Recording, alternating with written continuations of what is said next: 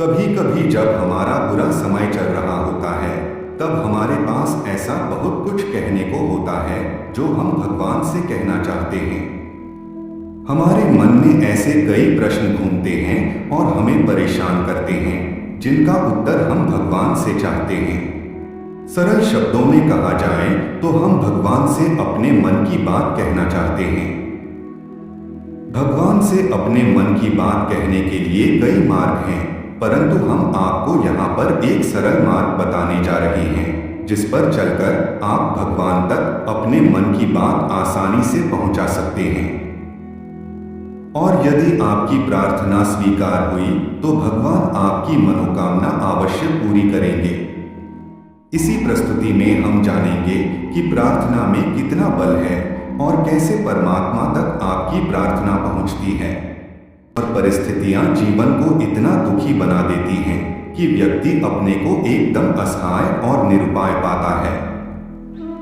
परंतु हमें यह सोचना चाहिए कि हम अपने जीवन को बनाने के लिए हर प्रकार से स्वतंत्र, समर्थ और अपने भाग्य विधाता हैं, क्योंकि परम पुरुष परमात्मा सदैव हमारे साथ हैं और हमारे सच्चे शुभचिंतक तथा कल्याणकर हैं।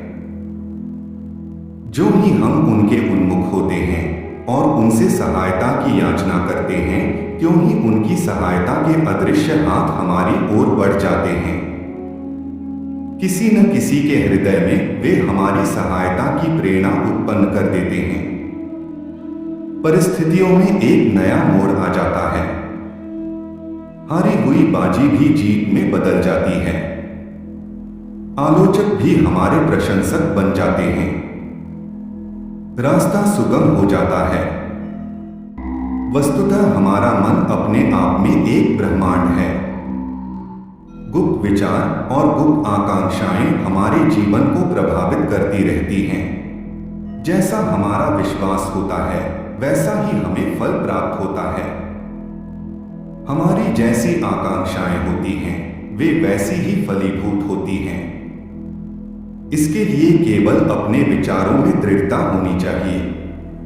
हमारी प्रक्रिया सुविचारित तथा कल्याणकारी होनी चाहिए। हमारे और प्रभु के विचारों में तालमेल होना चाहिए। प्रभु के विचार हमें अपने अंतःकरण में निरंतर उपलब्ध हो सकते हैं। प्रभु से प्रार्थना के क्षणों में जब हमारा मन एकाग्र होता है और हम अपनी समस्याएं उनके सामने रखकर याचना करते हैं, तो हमें समाधान तुरंत मिल जाता है। सच्चे हृदय से की गई प्रार्थना तुरंत सुनी जाती है। यदि हमारी आकांक्षा हमारे लिए हितकर है, तो उसकी प्राप्ति का द्वार खुल जाता है। जब हम प्रार्थना के द्वारा ईश्वर से अपना संबंध जोड़ लेते हैं, तो हमारा जीवन ईश्वरीय बन जाता है। जगत संबंधी जीवन जगत व्यवहार के लिए ठीक है, परंतु ईश्वर के द्वार में प्रवेश करने के लिए ईश्वर से संबंध जोड़ना अत्यंत आवश्यक है। यदि हमारा संबंध ईश्वर से जुड़ा है, परंतु हम उधर उन्मुख नहीं हैं तथा हमारे अंदर इस संबंध में जागृति नहीं है, तो प्रार्थना द्वारा हम इस कड़ी को प्रतिदिन जीवित बना सकते हैं। प्रार्थना हमारी आत्मा की गहराइयों में गूंजती है और हमारे हृदय की ऊंचाइयों को गुंजा देती है। प्रार्थना से हमारा मानसिक ब्रह्मांड हिल उठता है। मनुष्य का जीवन पूर्ण होते हुए भी अपूर्ण है। इस अपूर्णता को प्रार्थना द्वारा पूर्णता में बदला जा सकता है। कोई व्यक्ति भौतिक अभाव के कारण अपने को अपूर्ण मानता है, तो कोई आध्यात्मिकता की पराकाष्ठा पर न पहुंच पाने से अपने को अपूर्ण समझता है। इन दोनों आवश्यकताओं की पूर्ति प्रार्थना द्वारा संभव है। प्रार्थना स्वयं में एक कल्प वृक्ष है।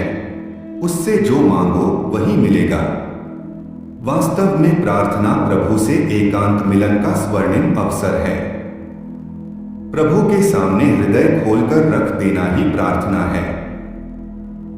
हम आशा करते हैं कि प्रार्थना से जुड़े सभी प्रश्नों के उत्तर व जानकारी आपको मिल गई होगी। अगर आपका कोई संशय है तो आप हमें कमेंट कर सकते हैं।